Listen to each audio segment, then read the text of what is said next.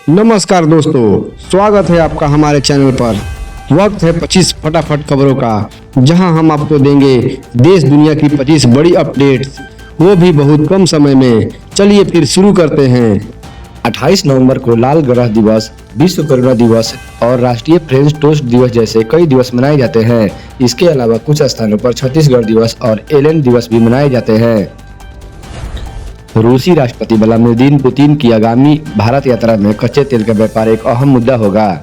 रूस भारत को तेल खरीदने पर छूट जारी करने की पेशकश कर सकता है।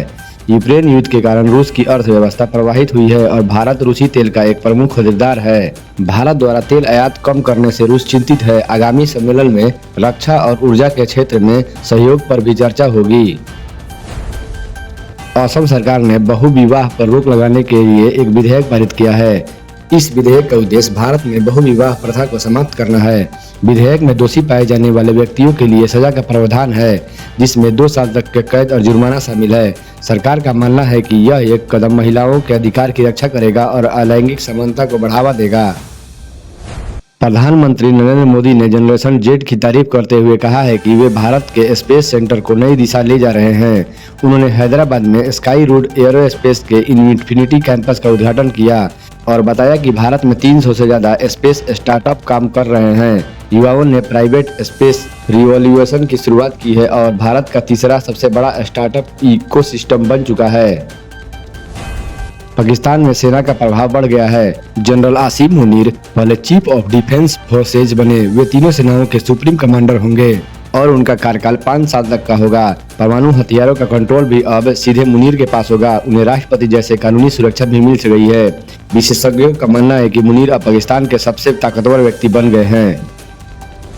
अयोध्या धाम जा रही वंदे भारत ट्रेन जहां 1.25 घंटे दरियापुर में खड़ी रही, वहीं धनबाद से फिरोजपुर जा रही किसान एक्सप्रेस को रुदौली में करीबन 3 घंटे रोका गया। 1.25 घंटे बाद यातायात बहाल होने के बाद वंदे भारत ट्रेन रवाना हो सकी। मुंबई में एक 72 वर्षीय व्यापारी को ट्रेड फ्रॉड के जरिए 35 करोड़ रुपए का चूना लगाया गया।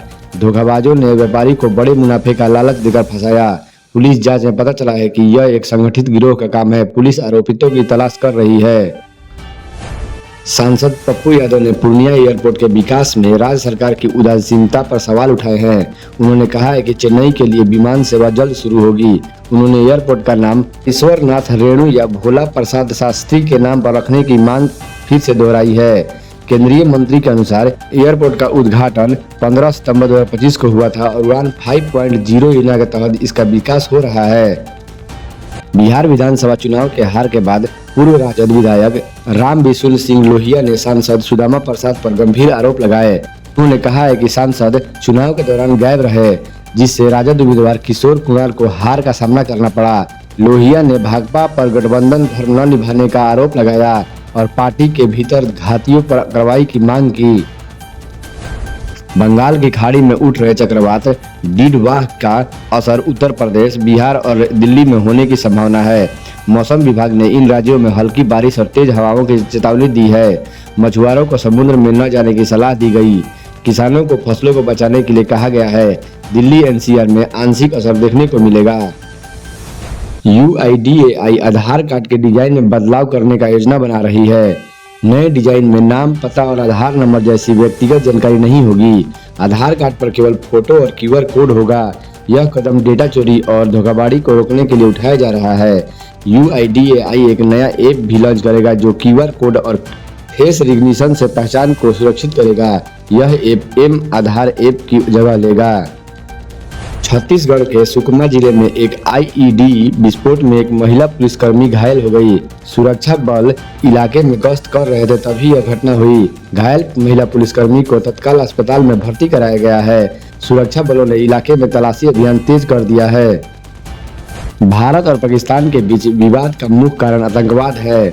नेट स्टेट की एक रिपोर्ट में अनुसार पाकिस्तान ने 1947 से ही भारत के खिलाफ आतंकवाद को राजनीतिक के रूप में इस्तेमाल किया है। पाकिस्तान सेना और ISI का हर बड़े हमले में सीधा हाथ रहा है।